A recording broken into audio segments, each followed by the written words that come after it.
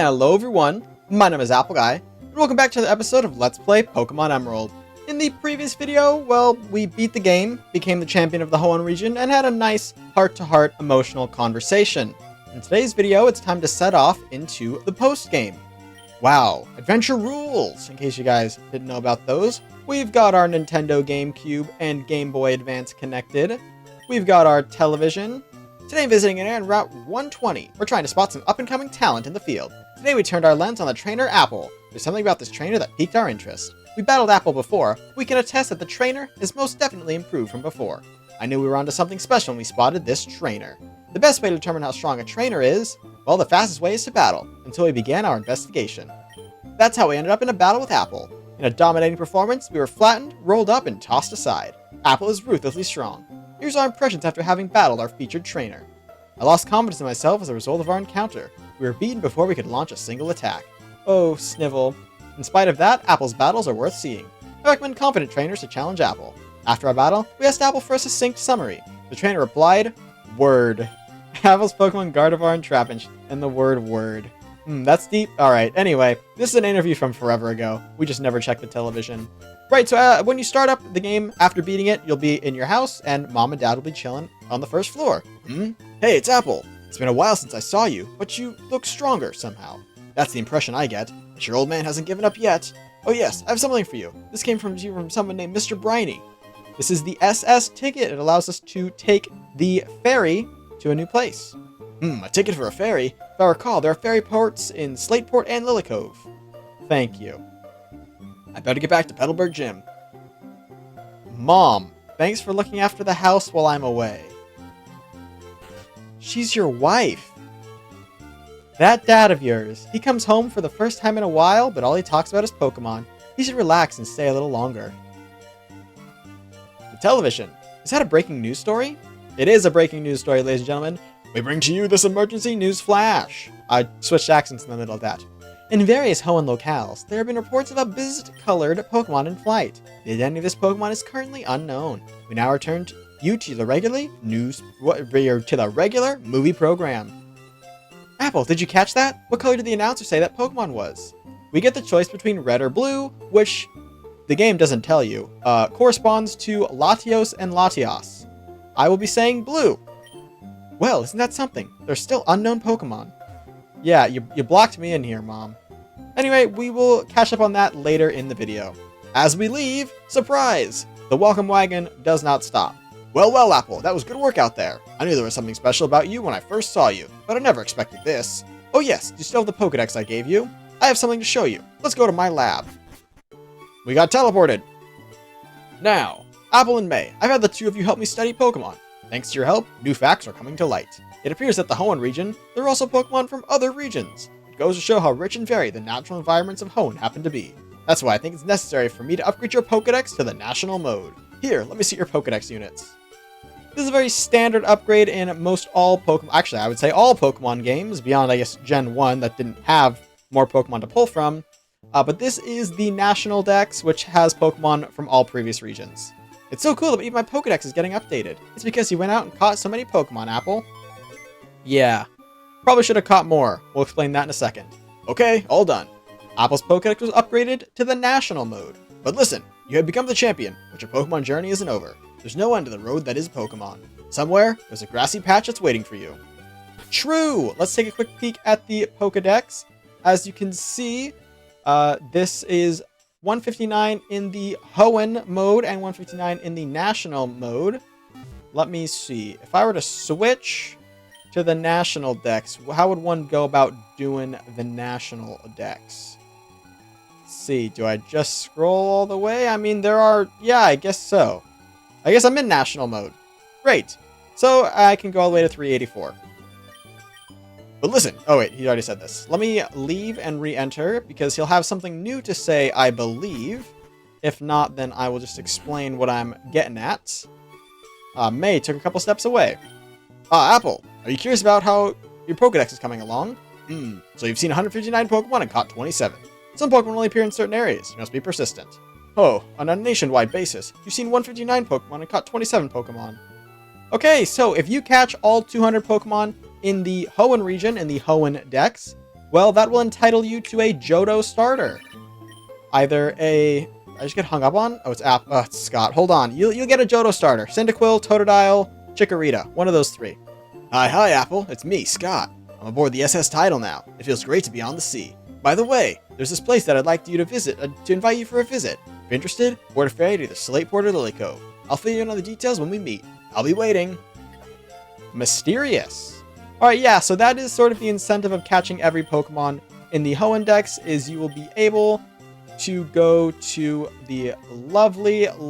Where am I trying to fly? For real, where am I trying to fly? Mauville. No. South of Mauville. Slateport. There we go. You'll get a Johto Pokemon. So, that's how you can get one. Okay, we're going to visit the Pokemon Center very quickly because we're actually going to be attempting to, and hopefully succeeding in, catching a legendary Pokemon, which is hype. We do, unfortunately, need a sort of like a dummy Pokemon. I think I'm going to use Cast Form. I'll explain the need for a dummy Pokemon shortly. Aphrodite, you chill right there for just a moment in time. We will be back shortly. Alright, so we have a bit of a sneaky technique for catching our Latios or Latios. It is as follows. Get a Pokemon that is like level 25, anything greater than, I think, 17 and less than 40. By the way, I didn't come up with this myself. I read it off of Bulbapedia. Shout out to Bulbapedia.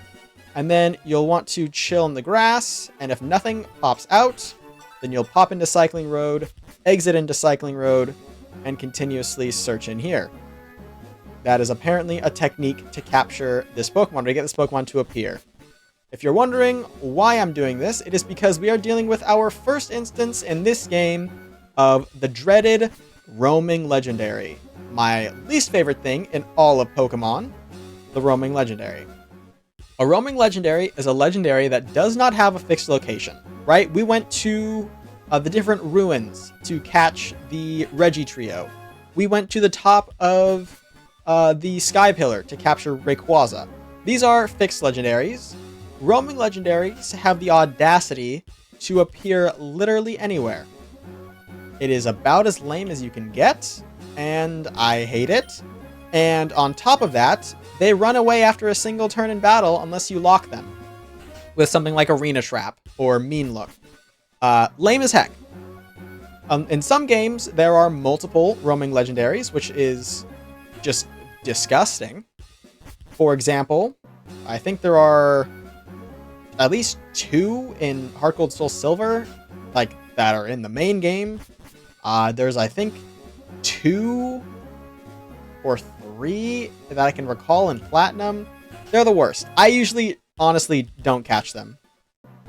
I will be catching this one, though, making a good effort to catch it because, well, we have a bit of a secret weapon, and that secret weapon is called the Master Ball. And because there is only one roaming legendary that I can believe, if there's more than one, I just won't catch them. But because there's only the one roaming legendary, I feel a bit better of using my Master Ball on this. Great. So what I'm doing basically is going inside that area and then trying to get a refresh location for the roaming legendary, because the roaming legendary, of course, is roaming. I think it will display in your Pokedex if you have seen it, but it runs away from you. But what I'm doing is basically testing to see if it's here. When it is not here, I go back inside, get it to get a new location. I think this works. Do I need to go all the way to Cycling Road? No, because it's still Route 110. Okay. Anyway, I'm going to grind this out, and hopefully we'll find this gosh darn Pokemon.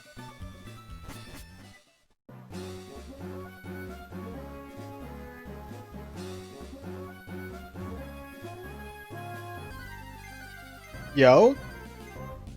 Yo? Yo! It's a Latios!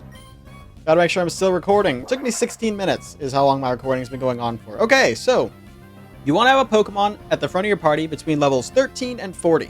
And then when you use your Repel, it basically blocks any Pokemon from finding you between a certain level range, and Latios is above that level range. Cool? Cool. Okay, so Latios has a lot of moves, is going to try and fly away the first chance it gets, we're tossing the Master Ball. It is what it is. Latios and its red counterpart Latias are very tricky.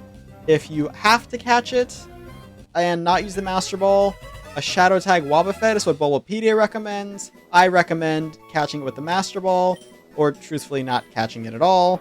I hate roaming legendaries.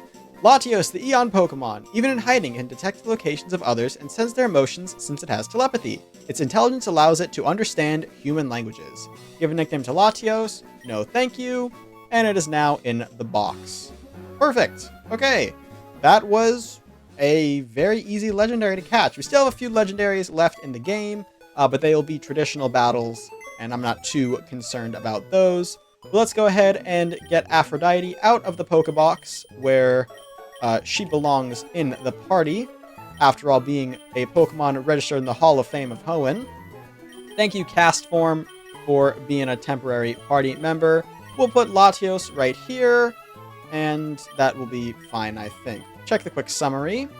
As you can see, Dragon Psychic type, Levitate for its ability, Modest Nature, Swell. Stats. It has Protect, Refresh, Luster Purge, and Psychic. I believe if you catch the alternative Pokemon, it won't have Luster Purge. I don't know what it will have in return. And I think its Protect might be replaced with Rest, but I'm not 100% positive.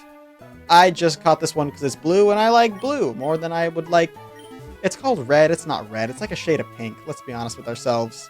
But yeah, that is sort of an introduction to the post-game of Hoenn. I'm going to end this video off here because we did just capture legendary Pokemon, and I'm sure if I didn't have a Master Ball, I would want to never catch Pokemon again because I hate roaming legendaries. I hate roaming legendaries with a passion, ladies and gentlemen. It's true. But that's going to be all for now, ladies and gentlemen. I want to thank you all so much for watching.